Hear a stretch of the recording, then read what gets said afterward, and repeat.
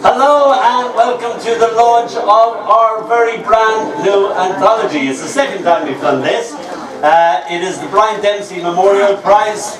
I lost my lovely brother and I thought a good way to remember him would be in words. He was an electrician, he wasn't a poetic type of guy. He was just about to retire when he died, and he was just getting an interest in words and literature, and he was rifling through my brain to see what I could come up with. We were passing along the quay in Dublin, and he said that, "I wish I was like you and Barry, my other brother, and I'd read Ulysses." And I said, "Brian, I haven't read Ulysses, and I haven't read Finnegan's Wake either." And when he died, I read them in 2 months, one each, as I thought I'm going to have to do this for him. So I gave him a wake of Finnegan's Wake and Ulysses. As we went along the quay, he was saying, "So, what's Ulysses like then? How does it begin?" And I said, "River run past Eve and Adam's, bring us by a commodious blah blah blah blah blah." Because we were passing the actual church of Adam and Eve's, and Joyce just reversed it into Eve and Adam's. And anytime we passed that there was always traffic jams. And after that he'd always say, "River run past Eve and Adam's, brings us by a commodious." And the traffic used just to shift. The traffic was terrified of Joyce. All you had to do is, "Oh God, will this cars ever move?" You go, "River run past," and it would move. So that's the power of Joyce. So try it in a traffic jam of your own. Maybe it only works in a traffic jam in Dublin, being a poetical race of people. We're very pleased with the anthology. As you can see behind me, this be the painting that the cover came from. And we had done a cover for somebody else that we were publishing, and they rejected it. They didn't like it. We thought, "It's a good cover, we'll nab it." So we nabbed it, but because it wasn't anything to do with us, it was all about envelopes and letters and stuff like that, and that's what the design was. We tried to fit that in, and it didn't work. And Jan said, "So what am I going to put in the cover?" And I looked up at one of my favourite paintings and I said, "Why don't we do that?" And she said, "Oh yeah." And then, "Oh yeah," turned it into, "Oh she did." And then she said, "What am I going to call it then?" And I said, "What the elephant said to the peacock." So it became What the Elephant Said to the Peacock. And if you want to find out what the elephant said to the peacock, he actually said all the poems in the book. Yes, Saeed, even your poem too. How the elephant knew your poem, I've no idea. He must have hacked you or something, you know. Now, and then the interesting thing is what the peacock replied to the elephant. And the peacock said to the... No, Dino, that's another story. Sorry. So you're going to have to find that out. I am going to start because I was going to throw on people left, right and centres, all the winners and all that. I was talking to Robbie and I said, "How are you for reading, Robbie? You're on first." He goes, "I've never read before." And I thought, oh, it'd be very cruel to just throw. I want to get it over with. Oh, you want to get it? Oh, he's roaring to get on. Yeah. All right, easy, Robbie. Now he's chomping at the bit. This is the terrible trouble he can get. Him said he won't read, and by the end of the night he'll be drunk and he'll go, "Oh, I better read up." Oh, whatever. Yeah, sing it. Now singing is okay. So I'm going to start with a poem just so you can lower the bar and think, "Oh, I'm better than that hairy Irish guy."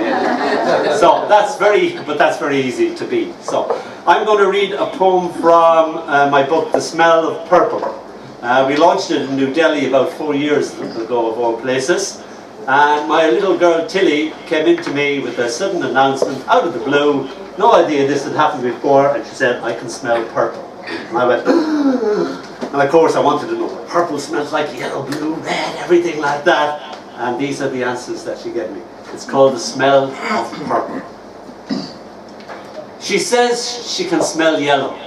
She says she can smell blue, despite not being able to spell either colour.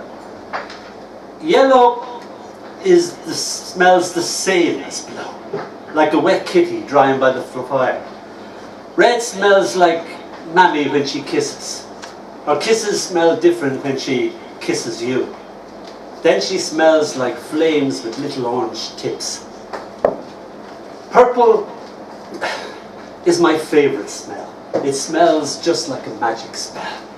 I kiss her goodnight like lilac, only lighter, with little flecks of purple scattered here and there. Thank you.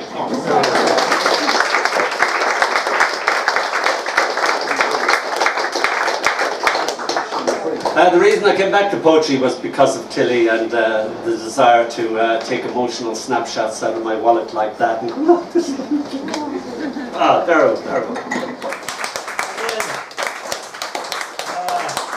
As you can see, we trapped all the poets. They come here, and they're all 3D, glorious flesh and blood creatures, and we squish them flat and take all the water out of them, and we put them down into these little pictures. But if you add the waters of applause, they just come back into life like that. It's like those Japanese flowers that you throw into water and just go like that. So this is me coming to life. About bloody time.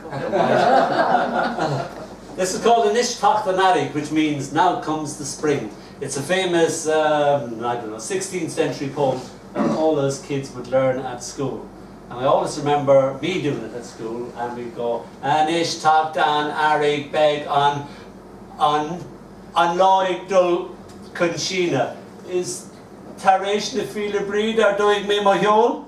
And you'd sort of get it right and sort of not get it right. I was 60 and I was passing the school. I'm not 6 no more. And I'm passing the school and there's all the little chants of voices and they're still doing the same thing. And Nish Takdan Arig Beg on Lloyd Duncan Sheena is, I don't know. And it's just a lovely little chant, and you know, all those years by and it's still the same old thing. So this is for Noreen, my cousin. She's just become a great grandmother. And all the family are great at being mothers, grandmothers, now even great-grandmothers. My God, they're the most maternal family I know. And I wrote this for her because spring was coming and she was just about to have a great-grandchild. And children are the emotional spring that happens inside humans. So this is called, it's just about spring.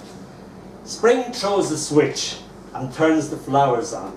Even the old stars come to see the newest season and how the world is getting on. The blue ball keeps on spinning and we haven't fallen off yet. Birds keep on singing, trying to tell us how it is, but do we listen? I'm finished with a haiku. This is called New Dog, Old Tricks. It was my daughter's, Tilly's, 3rd year of being herself. She had all her peers over to celebrate this fact, and we'd run out of jelly, and I went out to make more jelly and get other jelly out of the freezer, red jelly, green jelly, yellow jelly, you name the jelly, we had all the jellies, and the kids were going absolutely bananas all together. And I came back in, and they were in a different room, and the noise was terrible. I thought they were killing each other. So I approached the door, and I thought, I've got to go in and see what's happening. And I put my hand out to turn the thing, and everything went quiet. Just like that, like a chicata. And now I was more worried by the silence. And just when I made up my mind to turn that handle, it was like Nosferatu or something. My shadow went onto the handle when I turned the door. The door opened and 40 little kids stampeded all over me. And they basically said this poem. Old dog, our new dog, old tricks. I just got her a little Yorkie for her birthday. The dog is in the loo. We was teaching him to pee, and he just fell in. Thank you. Right, that is the very end. There is no more poetry.